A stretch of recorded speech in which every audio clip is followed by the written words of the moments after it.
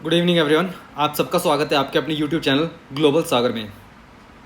जैसे कि आप सब जानते हैं कि 15 अगस्त को प्रेसिडेंट ट्रंप और व्लादिमीर पुतिन जो कि रशिया के प्रेसिडेंट हैं उनके बीच में हुई थी अलास्का समिट। और इस समिट का मेन पर्पस था कि रशिया यूक्रेन वॉर को रोका जाए और एक समाधान निकाला जाए इस युद्ध का। लेकिन अनफॉर्चुनेटली ये समिट फेल रही, इसका कोई निष्कर्ष नहीं निकला और रशिया यूक्रेन वॉर अभी भी जारी है। Immediately after the failure of Alaska talks, US President Donald Trump ने ऐलान किया कि अब वो अपनी सेकंड जो मीटिंग है वो करेंगे डायरेक्टली यूक्रेन के प्रेसिडेंट जेलेंस्की के साथ। और इस मीटिंग के अंदर बाकी यूरोप के जो बड़े लीडर्स हैं वो भी शामिल होंगे। अब क्योंकि ये होने वाली कुछ ही दिनों में ये जो मीटिंग होने वाली है, तो आज ही डोनाल्ड ट्रंप ने एक बहुत ही यूनिक पोस्ट किया था जिसके अंदर उन्होंने कहा कि जो प्रेसिडेंट जेलेंस्की है यूक्रेन के, वो चाहें तो अभी के अभी रशियन वॉर को रोक सकते हैं। President Zelensky of Ukraine can end the war with Russia almost immediately if he wants to. अगर वो चाहें तो वो युद्ध अभी रोक सकते हैं। और उन्होंने ये बातें साफ कर दी हैं कि यूक्रेन जो वापस चाहता है अपना क्रीमियन रीजन, वो उसे नहीं मिल सकता। साथ ही यूक्रेन जो चाहता है उसको नाटो में नाटो में मेंबरशिप मिले, वो भी नहीं हो सकता। तो अगर यूक्रेन इन दो जिद को छोड़ दे, नाटो को ज्वाइन करने की और क्रीमिया वापस लेने की, तो यूक्रेन वॉर इमीडिएटली स्टॉप हो सकती है। तो अब काफ़ी ज़्यादा प्रेशर होगा प्रेसिडेंट जेलेंस्की के ऊपर कि क्या वो ये वॉर को कंटिन्यू रखते हैं या फिर अपनी जो डिमांड्स हैं उनको छोड़कर अमन का रास्ता अपनाते हैं। वो तो आने वाला समय ही बताएगा। जैसे कि मैंने आपको बताया कि US President Donald Trump ahead of his meeting with Ukraine counterpart Vladimir Zelensky on asserted Ukrainian leader can end the war with Russia if he wants to. अगर वो चाहें तो ये वही बात है जो मैंने आपको बताई है कि उनको जो क्रीमियन रीजन के ऊपर जो वो क्लेम कर रहे हैं उसको छोड़ना होगा और वो नाटो की मेंबरशिप नहीं ले सकते। साथ ही साथ ट्रंप ने ये भी कहा है कि जो वाइट हाउस के लिए ये बहुत ही बड़ा दिन होने वाला है कि जो नाटो के लीडर्स और यूरोपियन लीडर्स हैं सभी आने वाले हैं जेलेंस्की के साथ यूएस प्रेसिडेंट से मीटिंग करने के लिए।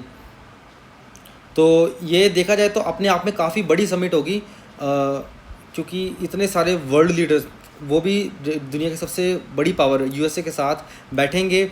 और इस समय जो वर्ल्ड के अंदर सबसे लॉन्गेस्ट वॉर चल रही है रशिया यूक्रेन वॉर, उसके ऊपर बैठक होगी और उसका समाधान निकालने की कोशिश की जाएगी। एंड हम होपफुली ये आशा करते हैं कि इस मीटिंग का एक अच्छा फ्रूटफुल रिजल्ट निकले, अब शांति आ जाए उस रीजन के अंदर, क्योंकि दोनों साइड से काफ़ी ज़्यादा लॉस हो गया। जैसे कि आप ये पढ़ सकते हैं, from Macron to Meloni European leaders will join Zelensky for Washington meet with Donald Trump. यहाँ पे आप देख सकते हैं कौन कौन से लीडर्स हैं जो इस मीटिंग को ज्वाइन करने वाले हैं। सबसे पहले यूरोपियन कमीशन के प्रेसिडेंट हैं, then German chancellor, Finnish president जो फिनलैंड के प्रेसिडेंट हैं, then French president Emmanuel Macron, NATO के secretary Mark Rutte, Italian prime minister Giorgia Meloni, ये तो आप सब जानते होंगे, इंडिया में भी इनके काफ़ी चर्चे रहते हैं, और यूनाइटेड किंगडम के prime minister care Starmer. Let's hope. और प्रेसिडेंट ट्रंप ने एक और बात भी कही है कि जो रिसेंटली अलास्का टॉक्स के अंदर रशिया से जो बातें हुई थी उसके अंदर भी उनके पास कोई मेजर प्रोग्रेस है और वो इस मीटिंग में ज़रूर रिवील करेंगे। तो ये काफ़ी ज़्यादा एक एक्साइटिंग फीचर होने वाला है इस मीटिंग का, एंड हो सकता है कि इससे युद्ध बंद हो जाए। आगे बढ़ते हैं। अगली खबर है हमारे ही देश की, भारत की। जो हमारी प्रेजेंट गवर्नमेंट है, मोदी गवर्नमेंट, उन्होंने, क्योंकि आप सब जानते हैं यूएस से जो ट्रेड टेंशन काफ़ी ज़्यादा बढ़ चुके हैं, यूएस ने हमारे ऊपर 50% टैरिफ्स लगा दिए हैं। 50% टैरिफ्स का मतलब क्या है कि जो इंडिया के प्रोडक्ट्स जब यूएसए के अंदर जाएंगे तो उनके ऊपर 50% का इंपोर्ट टैरिफ लगेगा, जिस वजह से हमारे गुड्स वहाँ पे ज़्यादा एक्सपेंसिव हो जाएंगे, उनकी डिमांड घट जाएगी और हमारे जो एक्सपोर्टर्स हैं उनको नुकसान होगा, जो कि इंडिया के ट्रेड के लिए बहुत ही ज़्यादा नुकसानदायक है, क्योंकि इससे हमारी इकोनॉमी को काफ़ी ज़्यादा असर पड़ेगा। जैसे कि आप सब जानते हैं कि यहाँ पे एक yes this is the figure कि इससे हमको करीब $40 बिलियन का नुकसान होने वाला है इन टैरिफ्स की वजह से। The tariffs are likely to impact $40 billion of non exempt Indian exports such as gems, jewellery, textile and footwear. तो $40 बिलियन का नुकसान होगा हमारी इकोनॉमी को। तो उस नुकसान की भरपाई के लिए जो मोदी गवर्नमेंट है उन्होंने अब इंट्रोड्यूस किए हैं टैक्स रिफॉर्म्स। ये 2017 के बाद सबसे बड़े टैक्स रिफॉर्म होंगे। 2017 में आप सब जानते हैं जीएसटी इंट्रोड्यूस हुआ था, जिसने हमारे जो पहले के जो सभी इनडायरेक्ट टैक्सेस को एलिमिनेट करके एक सिंगल टैक्स लेकर आए थे। और इनिशियली इसका काफ़ी क्रिटिसिज्म भी हुआ था, आलोचना हुई थी, क्योंकि इसके अंदर 4 स्लैब्स थी, टैक्स स्लैब्स थी, और इनके अंदर काफ़ी ज़्यादा कॉम्प्लेक्सिटीज़ थी। तो आम नागरिक को समझना इसके लिए काफ़ी मुश्किल था। लेकिन अब मोदी गवर्नमेंट ने कहा है कि हम जो टैक्सेस हैं उनको काफ़ी ज़्यादा रिड्यूस कर देंगे। जो सबसे बड़ी स्लैब थी 28% की, उसको तो कम्प्लीटली एलिमिनेट कर दिया जाएगा, और जितने सारे प्रोडक्ट्स हैं वो 12% टैक्स स्लैब के अंदर आ जाएंगे। साथ ही साथ जो 12% वाले थे वो 5% में आ जाएंगे। So now from now on only 2 tax slabs will be there in GST, that is 5% and 12%। इससे हमारी जो नेशन वाइड स्टॉक मार्केट है ऑब्वियसली उसमें काफ़ी इंप्रूवमेंट होगी। और इस समय जानते हैं स्टॉक मार्केट में काफ़ी ज़्यादा रिटेल इन्वेस्टर्स हैं, मतलब आम नागरिकों को काफ़ी ज़्यादा पैसा लगा है। तो स्टॉक मार्केट में स्टेबिलिटी भी इस समय सरकार का दायित्व है। एंड आगे हम इसके अंदर जानते हैं इसमें क्या चीज़ें आई हैं। द प्रपोज 2 स्लैब रेजीम, जैसे कि मैंने बताया आपको, अब सिर्फ 2 स्लैब्स होंगी जीएसटी के अंदर। Is approved by GST council, GST council ने अप्रूव कर दिया। GST council top decision making body है जीएसटी से रिलेटेड डिसीजंस के लिए। Will replace the current 4 slabs, अभी मैंने जैसे बताया 4 स्लैब्स है जीएसटी की, and do away with the 12% and 28% tax 28% slabs. Okay, साथ ही साथ प्राइम मिनिस्टर मोदी ने ये भी कहा है कि इंडियंस को जो एक नारा दिया है that is vocal for local. Vocal for local prime minister Modi काफ़ी टाइम से कह रहे हैं कि हमको अपने लोकल प्रोडक्ट्स जो मेड इन इंडिया प्रोडक्ट्स हैं उनको ज़्यादा यूज़ करना चाहिए। अगर हम दूसरे देशों के ऊपर अपनी डिपेंडेंसी घटाएंगे तो ऑटोमेटिकली हमारे जो फाइनेंसेस हैं वो बाहर नहीं जाएंगे, हमारे रिसोर्स बाहर नहीं जाएंगे, और जो हमारी लोकल इंडस्ट्री है वो ज़्यादा स्ट्रॉन्ग होगी। ऑल इन ऑल हम इससे क्या होंगे, आत्मनिर्भर, जो हमारी इकोनॉमी को बूस्ट करेगा।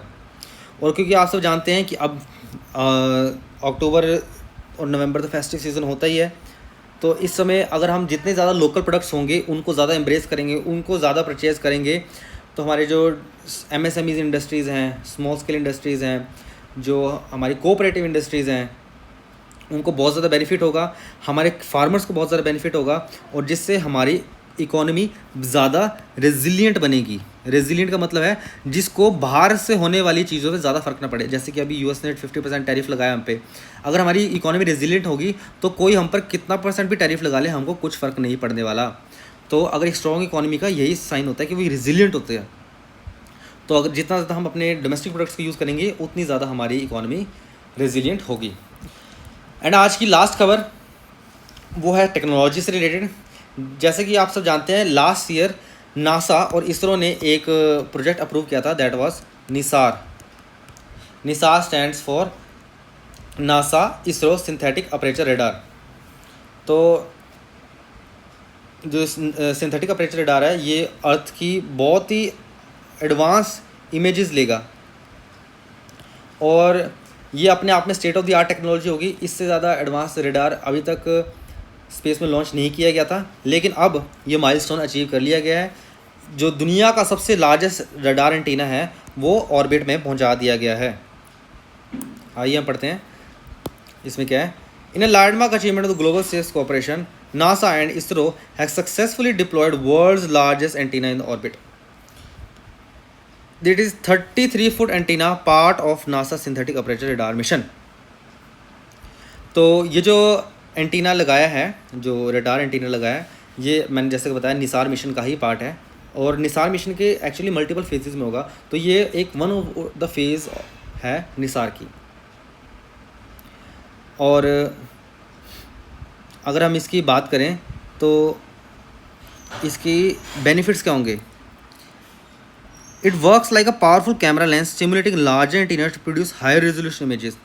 इसका यूज़ किया जाएगा इंफॉर्मेटिक टेक्निक्स के अंदर।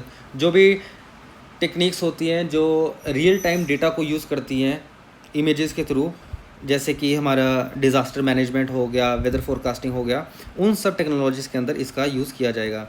और इससे हम अपने जो 3D मॉडल्स हैं सरफेस के वो भी बना सकते हैं, ताकि हमको क्लाइमेट चेंज से होने वाले चेंजेस, जैसे कि आप सब जानते हैं ग्लेशियर्स हमारे मेल्ट कर रहे हैं, टेक्टोनिक्स प्लेट्स जब शिफ्ट करती हैं तो उससे भी हमारे जो टोपोग्राफी है उसमें भी चेंजेस आते हैं।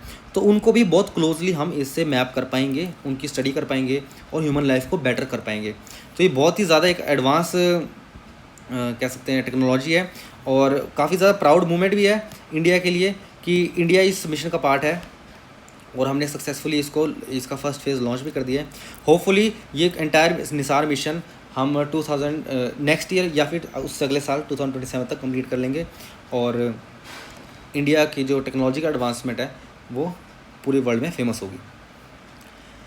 थैंक यू दोस्तों। अगर आपको ये वीडियो पसंद आई तो ज़रूर इसे अपने दोस्तों के बीच में शेयर कीजिए, अपने फैमिली के बीच में शेयर कीजिए, ताकि वो देश और दुनिया में क्या बात बड़ी चल रही हैं उनके बारे में जान सकें।